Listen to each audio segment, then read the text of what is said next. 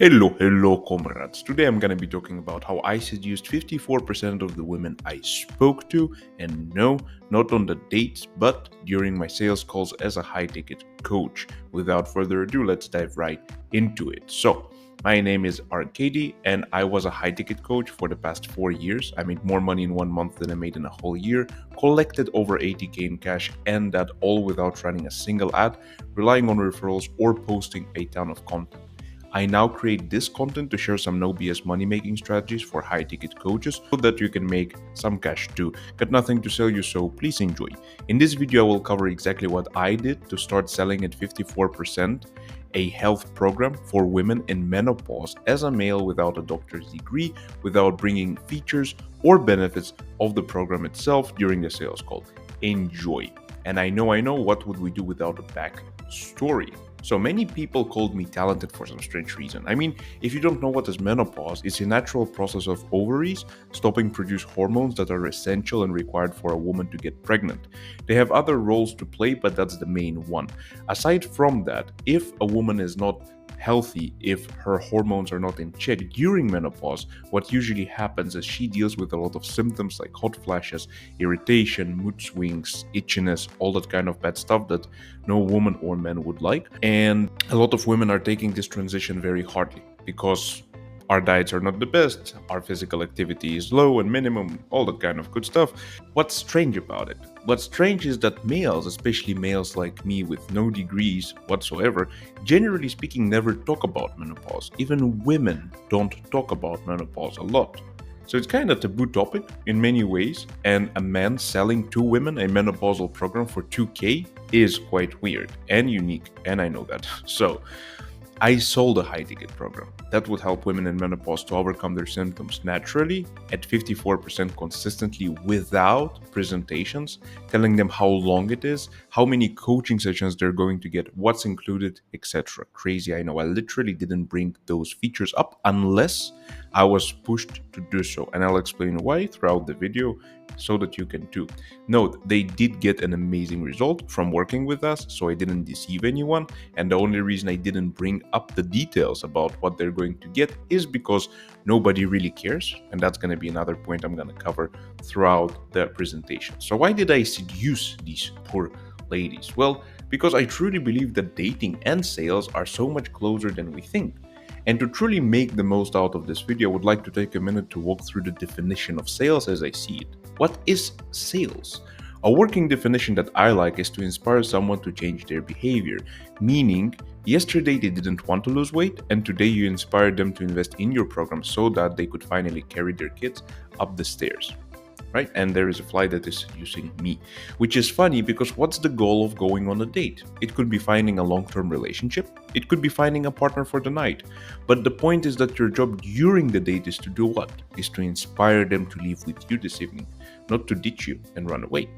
You know what else is funny? The definition of learning is to change your behavior under the same condition, meaning you walk down the stairs and you hit your head on the low ceiling, you walk the second time, you hit it again, you walk the third time and now you bend your head. Same condition, you walk down the stairs, different behavior, you now bend your head.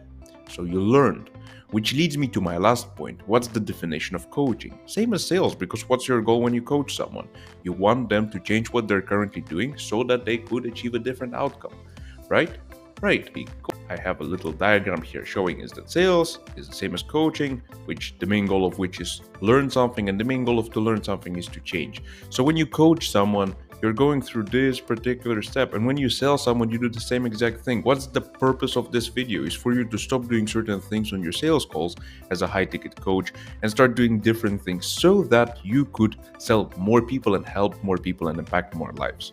So now that we know what we're doing, let's dive into specific changes in behavior we can take on to become better at sales. And last but not least, I can guarantee that if you will do those things, you will become better at sales.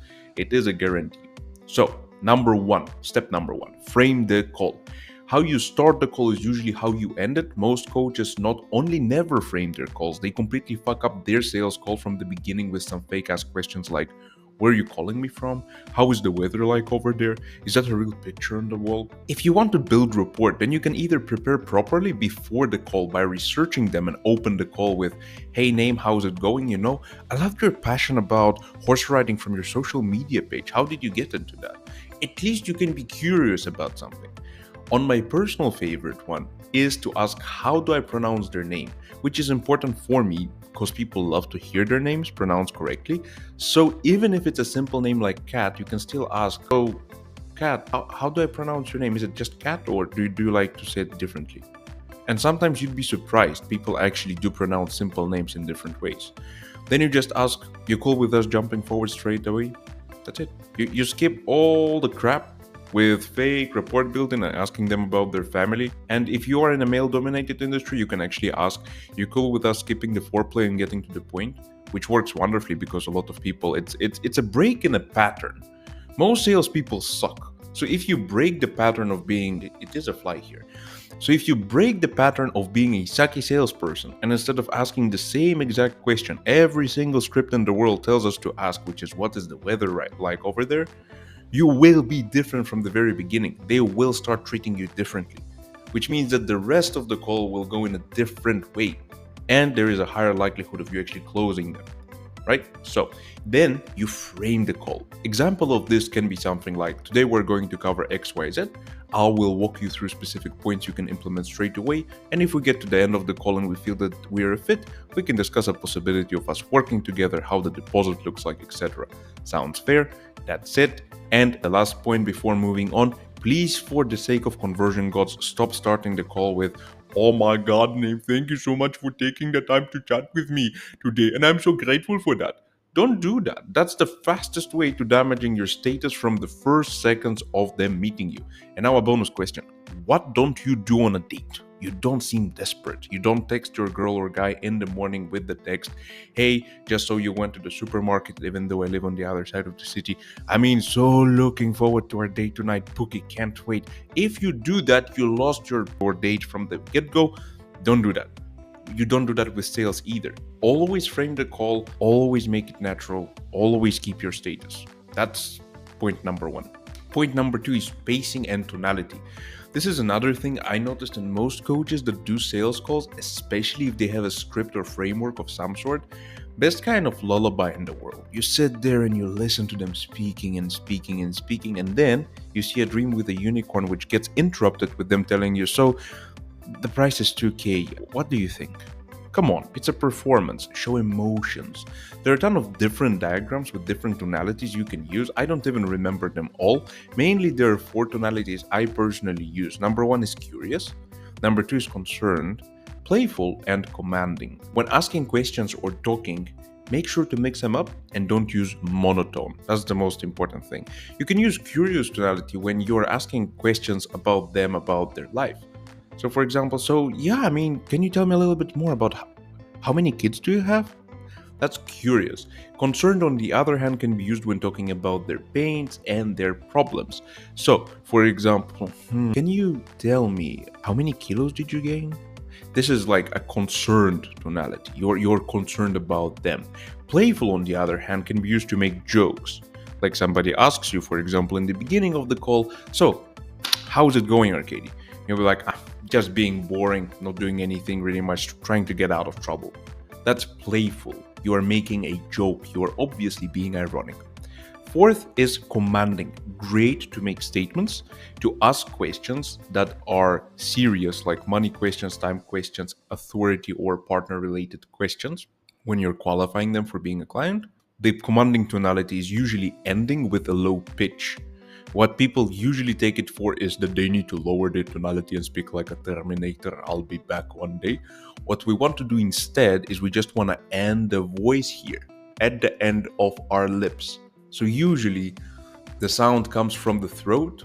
What we want is it to end on the lips. So 2 examples of the same question. Example number 1. So name, how much money do you have? That's not commanding. That's quite insecure. So name, can you tell me how much money do you have?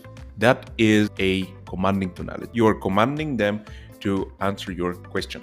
When asking questions or talking, make sure to mix them up. Don't use monotone. Second point here is that we don't want to be talking too fast or too slow, which inevitably happens when you go through parts of the process that you're not comfortable with, which is usually pricing and stuff related to money. Learn to take control of your emotions and therefore your tonality and pacing. And I will add a bonus point from myself here is always never be afraid of making pauses, because pauses really allow them to internalize what you just said. They allow them to understand what you said. They allow them to take it in. I'm saying the same thing in 3 different ways. It doesn't matter. Point being is that pauses are powerful. For example, when I used to ask someone why is it important for them to reach their goal, let's say someone wants to lose 20 kilos. I usually have a habit of asking, so Sarah, can you tell me why would it be so important for you to lose 20 kilos? It's impossible to answer this question without sharing a real reason for why it's important. That's why pauses and tonality and pacing are so important. Because with this one question, I would get all the information I need to sell them by the end of the call. Literally. So, point number 3, don't talk so much. While conversation is 2 parties talking, we want to keep our talking to ourselves. Ideal percentage is 30-40% of us talking and 60-70 of them talking, which means what? Yes. What comes out of your mouth should be questions. Keep your statements to minimum. Why? Because every statement you give them is an opportunity for them to either approve or disapprove of you. Yes, I'm the best coach in the industry. I got XYZ certifications. Oh, really? And what about certifications ABC? I heard that coaches in this industry should have those from a friend of my own a couple of years ago who heard it from her best friend's friend. Now, what do we do now? Now you're up for a discussion on how certifications don't matter as much as real life experience, etc. So why do you want that? Avoid it by not making any statements. They don't care about it anyway. Ask them questions as much as possible. Your communication should be questions. Number 4, they really don't care. When we are on a sales call, we think what our beautiful presentations look like, we have a pack of cool certifications, a super duper detailed secret method is what will get them to buy. But in reality, what I found is that they not only don't care about you and your cool stuff, they don't even like you talking about it. What they want is to talk about their problems and how you can solve them. That's it. We human beings only care about ourselves, and that's okay. And yes, it sounds very definitive, but that's just my experience. So feel free to accept it or reject it. What I found on sales calls is that people talk about themselves and they want to think about themselves alone. So let's use it to our advantage and their advantage as well, because sales is about 2 parties benefiting from each other. It's not a one-way street, it's about a partnership. So talk about them, about their problems, about their pains, and about their desires. During your method pitch, also talk about their problems and how your process will solve them. Don't just say, what we found is that most women are dealing with weight gain, so here's what we do. What I will say instead is, Sarah, you shared with me that you gained 20 kilos and you want to lose 15 of those.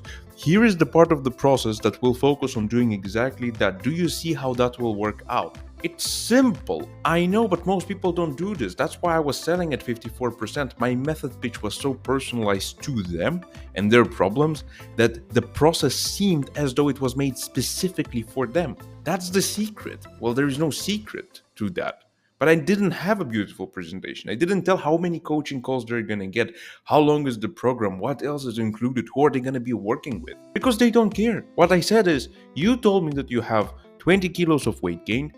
You cannot carry your kids up the stairs because of that. You're losing your relationship with husband. So we want to lose weight. Am I right?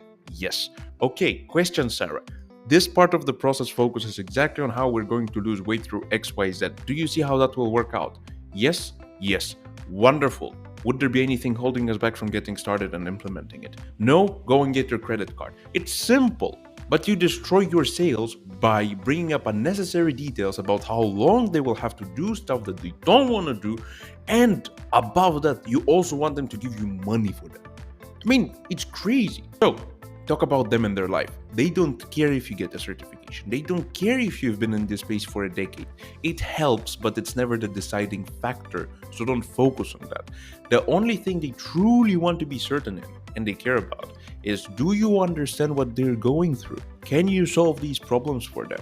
and have you solved it for others in the past? The last point is not even as important as long as you understood what they're going through and you show them that you can solve these problems for them.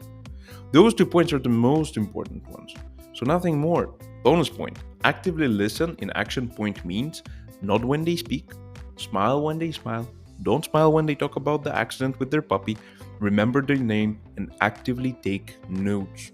Those are the 5 things we want to do if we want to be perceived as actively listening to them. That's it. You nod when they speak, you smile when they smile, you don't smile when they talk about the accident with their puppy, you remember their name, and you actively take notes, either with a piece of paper or with the keyboard. And by the way, not taking your notes, that's the second bonus point, is a sin. Always take notes and be as detailed in your notes, because when you have a follow-up call, when they pay you and you onboard them, having your notes in front of you means not asking same question twice, which gives you extra points at all times, and you will be remembered as a great salesperson. Then, last but not least, is record and role play. This one is the last point and the one that was one of the most important ones for me. Number 1, record your calls for the sake of conversion gods. Once again, record your calls, comrades. Please. I don't know why for so many coaches it's a problem, but there is no program that will help you more than sitting down and reviewing your calls while taking notes on what should be improved.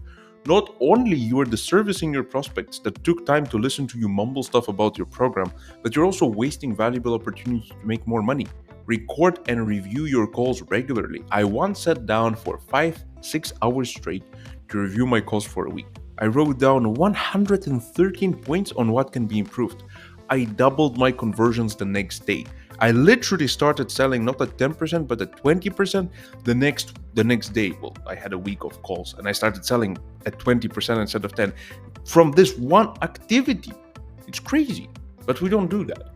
Number 2, role play with other people. Seriously, this is another point a lot of coaches are weird about since it's not natural, but we role play not to replicate a sales call. We role play to imitate a sales environment. Do not get lost when someone says, I need to think about it for the 100th time, and you have no idea for the 100th time what to say except, what do you want to think about? When I got tired of being broke and closing only 1 out of 10 prospects, I started role-playing daily or bi-daily.